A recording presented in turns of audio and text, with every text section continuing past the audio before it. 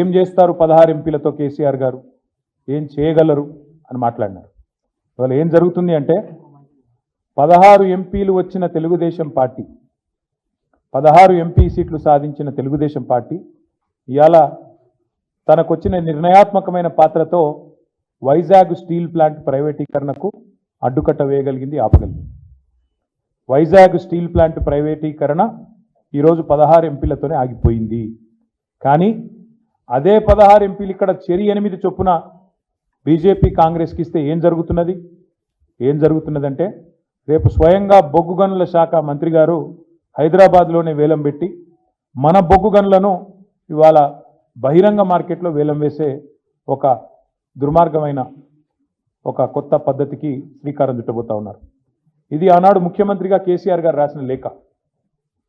2021 December 8 KCR గారి లేఖ ఏమని, సింగరేణి అనేది ఒక ప్రభుత్వ రంగ సంస్థ. గతంలో బీహార్లో చెస్నా అనే ఒక ప్రాంతంలో మరి ఆనాడు ఒక ప్రమాదం బొగ్గుబాయిలో జరిగితే అక్కడ 100 మంది కార్మికులు చనిపోతే ఆనాటి అప్పటి ప్రభుత్వం, కేంద్ర ప్రభుత్వం ఒక నిర్ణయం తీసుకున్నది.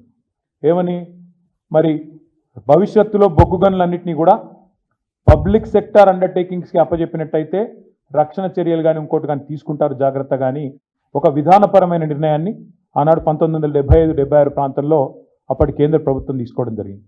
దాన్ని ఉటంకిస్తూ కేసీఆర్ గారు ఉత్తరం రాసినారు. ఏమని రాసినారు, అయ్యా మీరు ప్రభుత్వ రంగ సంస్థ, 51% రాష్ట్ర ప్రభుత్వ వాటా ఉన్నది, 49% కేంద్ర ప్రభుత్వ వాటా ఉన్నది, దయచేసి మీరు కేటాయించండి అని చెప్పారు. చెప్తే వెంటనే ఆనాడు అప్పటి పిసిసి అధ్యక్షుడు రేవంత్ రెడ్డి గారు కూడా కేసీఆర్ గారు డిసెంబర్ 8 నాడు ఈ డిమాండ్ పెడుతూ ఉత్తరం రాస్తే రేవంత్ రెడ్డి గారు డిసెంబర్ 11 నాడు 2021 డిసెంబర్ 11 నాడు ఇది రేవంత్ రెడ్డి గారు చేసిన ట్వీటు, ఆయన రాసిన లేఖ. ప్రధానమంత్రికి పిసిసి అధ్యక్షుడి హోదాలో రేవంత్ రెడ్డి గారు ఏం డిమాండ్ చేసినారు, I wrote to prime minister of India to immediately stop the auction of 4 coal blocks in Singareni Collieries and transfer them to SCCL, Singareni Collieries Limited. It is a matter of concern for thousands of skilled and unskilled workers. We Congress are with them in these tough times. ఇంకా లేఖ చాలా వివరంగా ఉన్నది. Coal బ్లాక్స్ని నేరుగా allot చేయాలి సింగరేణికి, auction పెట్టవద్దు అని ఆనాడు పిసిసి అధ్యక్షుడి హోదాలో గౌరవ పార్లమెంట్ సభ్యుడిగా రేవంత్ రెడ్డి గారు ప్రధానమంత్రి గారికి రాసిన ఉత్తరం. కేసీఆర్ గారు రాయంగానే 3 రోజులకు రేవంత్ రెడ్డి గారు కూడా పేపర్లో ఆనాడు వచ్చిన కథనాలు, రేవంత్ రెడ్డి అర్జెస్ ప్రధానమంత్రి to stop the auction of coal blocks.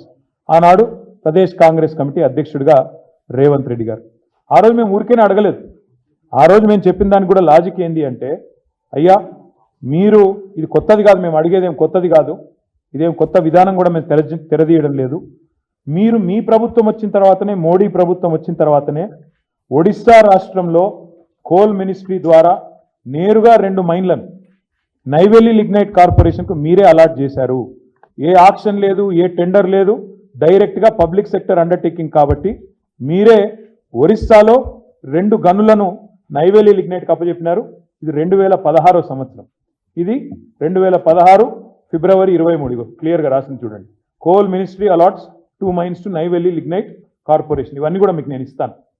తర్వాత దాంతోపాటు మోడీ గారి సొంత రాష్ట్రం గుజరాత్లో ఒక పబ్లిక్ సెక్టర్ అండర్టేకింగ్ కాదండి, అక్కడ 2 పబ్లిక్ సెక్టర్ అండర్టేకింగ్లు ఉన్నాయి.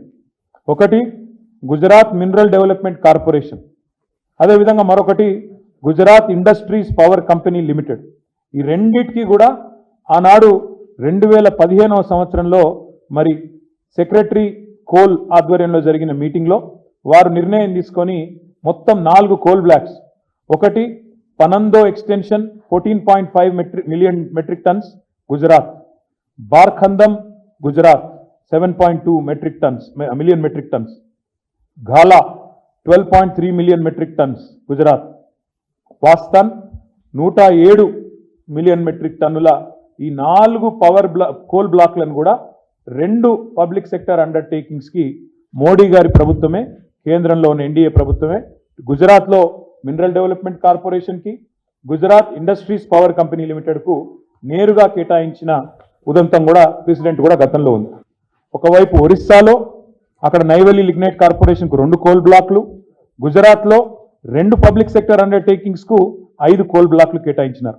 ఇది చూసిన తర్వాత భారతీయ జనతా పార్టీ తమిళనాడు శాఖ అధ్యక్షుడు అన్నామలై గారు ఆయన స్వయంగా ప్రహ్లాద్ జోషి అని ఆనాడు కేంద్ర మంత్రిగా ఉంటే ఆయన దగ్గరికి పరుగున పోయి, అయ్యా మరి అక్కడ గుజరాత్లో చేసినారు, ఒరిస్సాలో చేసినారు, తమిళనాడులో కూడా మరి ఈరోజు మీరు ఏదైతే ఆయన చేసిన ట్వీట్, ఇది ప్రహ్లాద్ జోషి గారు చేశారు, ట్వీట్ ఏమని, బీజేపీ అధ్యక్షుడు తమిళనాడు అన్నామలై నా దగ్గరకు వచ్చినారు, ఈ rush to call upon me in Bengaluru with request to exclude 3 lignite mines from auctions in 7th tranche.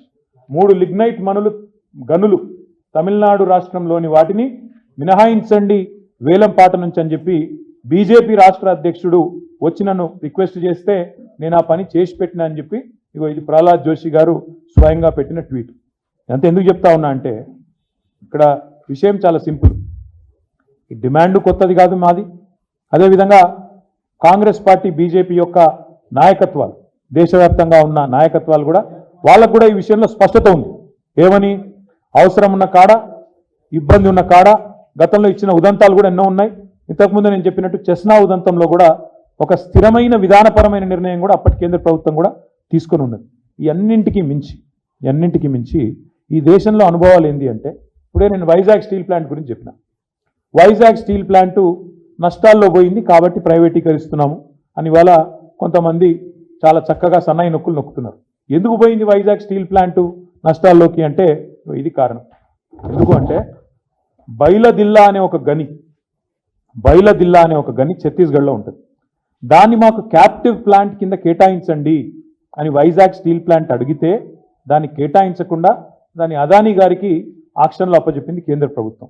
ఏమైంది దానివల్ల? వైజాగ్ స్టీల్ ప్లాంటు ఒక గని లేకపోవడం వల్ల, క్యాప్టివ్ గని లేకపోవడం వల్ల, ఎందుకంటే వైజాగ్ దగ్గర ఎక్కడా కూడా దగ్గరలో 100 కిలోమీటర్ల దూరంలో కూడా ఎక్కడా కూడా నిజానికి గనులు లేవు, ఐరన్ ఓర్ మైన్స్ లేవు.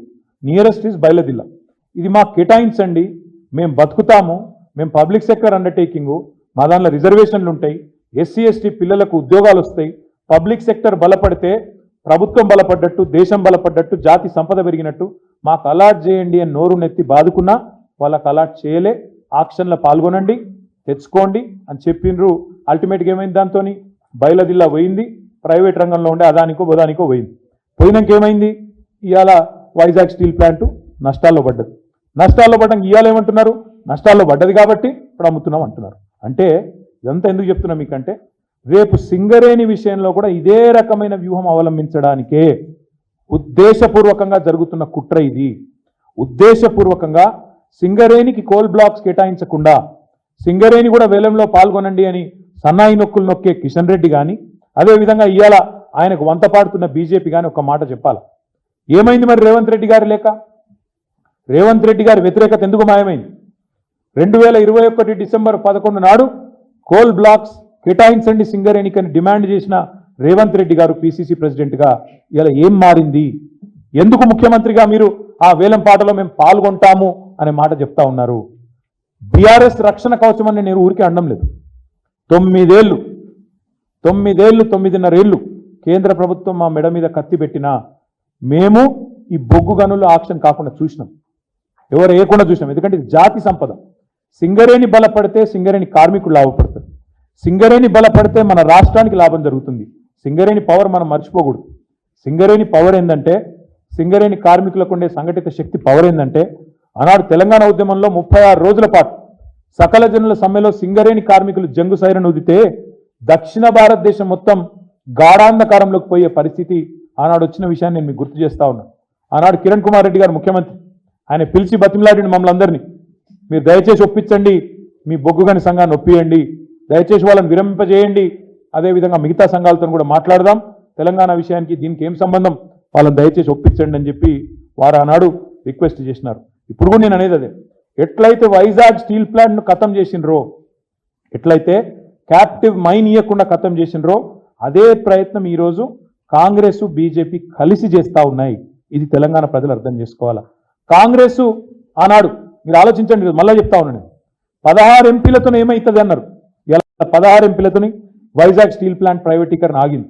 కానీ అదే 16 ఎంపీలు 8 పంచి బ్రహ్మాండంగా కాంగ్రెస్కు బీజేపీకి ఇస్తే వాళ్ళు కూడా సింగరేణిని అట్లే నిట్ట నిలువున ఇవాళ నిలువు దోపిడీకి శ్రీకారం చుడతా ఉన్నారు. మనకు క్యాప్టివ్ మైన్స్ ఇవ్వడం లేదు అంటేనే గుజరాత్లో ఇచ్చి, ఒరిస్ట్రాలో ఇచ్చి, తమిళనాడులో ఇచ్చి మనకు మాత్రమే ఇస్తలేరంటే ఇక్కడి ఎంపీల అశక్తత, ఇక్కడి ప్రభుత్వం అశక్తత. కేసీఆర్ ఉన్న నాళ్ళు సాహసం చేయలే, కేసీఆర్ ఉన్న రోజులు వేలం పాట పెట్టలే. ఇలా వాళ్ళే చెప్తున్నారు కదా, కేసీఆర్ 9.5 ఏళ్ళు అడ్డుకున్నాడు, వాళ్ళే చెప్తున్నారు. ఎందుకు అడ్డుకున్నాడు కేసీఆర్? సింగరేణిని కాపాడాలని అడ్డుకున్నాడు. ఎందుకంటే కేసీఆర్కి తెలిసింది, ఏం తెలుసు, వైజాగ్ నెట్లనైతే ఇవాళ వీళ్ళు నష్టాల బాట పట్టించి చివరికి ప్రైవేటీకరణకు తెరలేపినరో సేమ్ సింగరేణికి పట్ల కూడా అదే కుట్ర వైఖరి ఉంటుంది అనే ఉద్దేశంతోనే కేసీఆర్ గారు సింగరేణిని కాపాడడానికే ఆ ఆక్షన్లో పాల్గొనలేదు. ఇప్పుడు కూడా మేము చెప్తా ఉన్నాం, రేవంత్ రెడ్డిని, బట్టి విక్రమార్క గారిని, అదేవిధంగా కేంద్ర బొగ్గు గనుల శాఖ మంత్రి కిషన్ రెడ్డి గారిని కూడా డిమాండ్ చేస్తూ ఉన్నాం. ఎవరైనా కేంద్ర కేబినెట్ మంత్రి కొత్తగా అయితే రాష్ట్రానికి ఒక ప్రాజెక్టు తేవాలి, కొత్త ప్రాజెక్టు తేవాలి. కానీ మా కిషన్ రెడ్డి అన్న ఏం చేస్తాడు, ఉన్న వాటిని అమ్ముకునే ప్రయత్నం చేస్తూ ఉన్నాడు. 16 ఎంపీల పవర్ ఏందో ఇలా మీరు గమనించాలని చెప్పి తెలంగాణ ప్రజలకు కూడా విజ్ఞప్తి చేస్తూ ఉన్నా. 16 ఎంపీలు ఉంటే అక్కడ స్టీల్ ప్లాంట్ ప్రైవేటీకరణ అవుతుంది వైజాగ్లో, ఇక్కడ మాత్రం సింగరేణిలో టీఆర్ఎస్ లేదు ఇవాళ లోక్సభలో. కాబట్టి ప్రైవేటీకరణ ప్రారంభం జరిగింది. ఇవాళ నిరాటంకంగా ఇద్దరు కలిసి బ్రహ్మాండంగా ఇవాళ ఆయన గారేమో అమ్మమంటే ఈయన గారేమో వంతపాడుతూ నేను వేలంపాటలో పాల్గొంటా అని చెప్తా ఉన్నాడు. నేను ఇవాళ ముఖ్యమంత్రి గారిని, ఉప ముఖ్యమంత్రి గారిని మా పార్టీ తరఫున డిమాండ్ చేస్తా ఉన్నాను. రేవంత్ రెడ్డి గారు 2021కి ఇప్పటికి ఏం మారింది? మీరే కదా ఉత్తరం రాసింది ప్రధానమంత్రికి, 4 బొగ్గు గనుల ఆక్షన్ ఆపండి, వెంటనే అవి కేటాయించండి సింగరేణికి అని మీరే కదా రాసింది. వీళ్ళు ఎందుకు రాజీ పడుతున్నారు? దీని వెనకాల ఉన్న మతలబ్ ఏంది? కేసుల భయమా, లేక ఇంకేమైనా భయం ఉందా? రేవంత్ రెడ్డి గారు చెప్పాలని చెప్పి సింగరేణి కార్మికుల పక్షాన, తెలంగాణ ప్రజల పక్షాన ప్రధాన ప్రతిపక్ష పార్టీగా మేము డిమాండ్ చేస్తూ ఉన్నాం.